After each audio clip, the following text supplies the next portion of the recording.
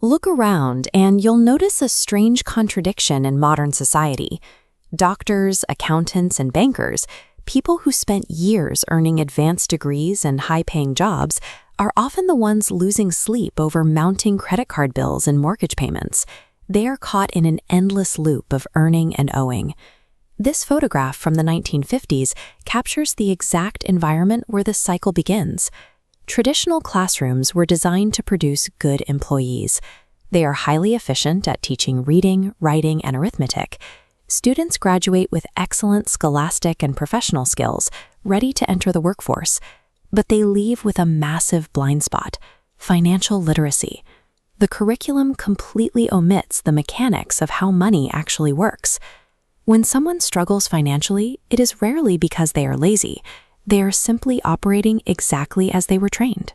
They learned how to work for money, but they were never taught how to have money work for them. In 1956 Hawaii, a 9-year-old boy watched his classmates pile into a new Cadillac, heading to a weekend beach house.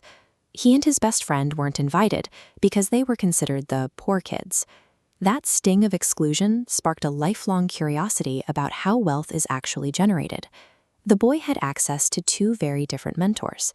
His real father, his poor dad, held a PhD, studied at Stanford and Chicago on full scholarships, yet constantly struggled to pay the bills. His friend's father, his rich dad, never finished the 8th grade, but was actively building an empire of superettes, restaurants, and construction companies. The divergence between these two men showed up first in their vocabulary. When faced with an expensive item, the highly educated father would default to a statement, "I can't afford it." The 8th grade dropout forbade those words. Instead, he asked a question, "How can I afford it?"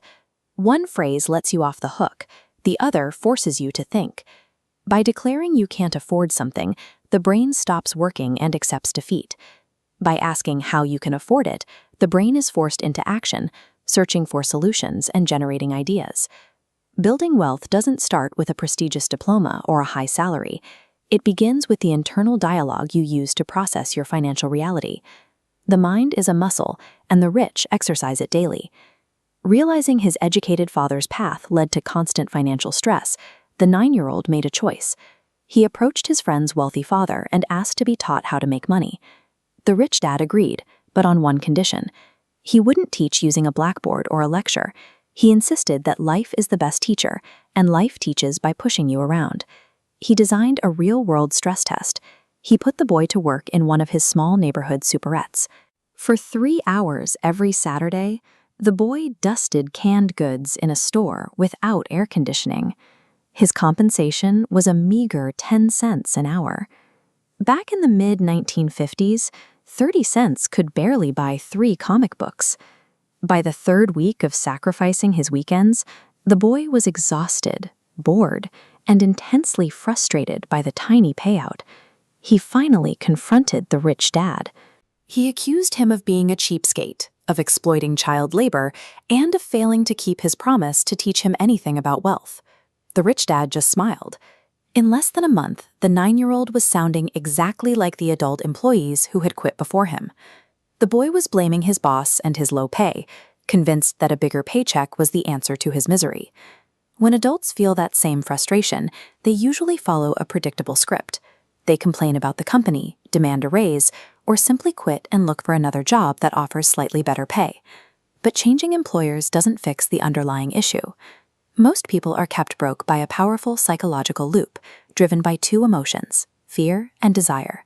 Here is how the loop functions. The fear of not having enough money forces people to get a job. When they receive a paycheck, desire takes over, tempting them to buy comforts like a new car or a bigger house. This spending creates bills, which brings back the fear of not having enough money, forcing them back to work. Handing someone in this loop a pay raise doesn't break the cycle. Because they lack financial education, more income simply triggers more desire. They buy more expensive things, take on larger mortgages, and end up with even heavier debt. To ensure the young boy didn't fall into this trap, the rich dad did something radical. He told the boy to go back to dusting cans, but this time he would take away the 10 cents an hour. The boy had to work for completely free. The lesson was brutal but necessary. As long as you rely on a paycheck to solve your problems, you are operating out of fear. You are letting life push you around. This leads to the foundational law of building wealth. The poor and the middle class spend their lives working for money. The rich learn how to have money work for them. If you choose the path of working for money, you run into a severe mathematical consequence. The system is explicitly designed to penalize wage earners through systemic taxation. This 1959 federal income tax form takes its share before you see your paycheck. You are taxed when you earn, spend, save, and die. Doctors, executives, and attorneys pay the largest share of taxes, with few legal mechanisms to protect their W-2 earnings. Climbing the corporate ladder without an understanding of how money flows doesn't lead to financial freedom. It simply makes you a higher-paid, more heavily taxed component of the industrial machine. Choosing to reject the advice of his highly educated father was painful for the young boy, but deciding to follow his rich dad's philosophy was like stepping onto the road less traveled.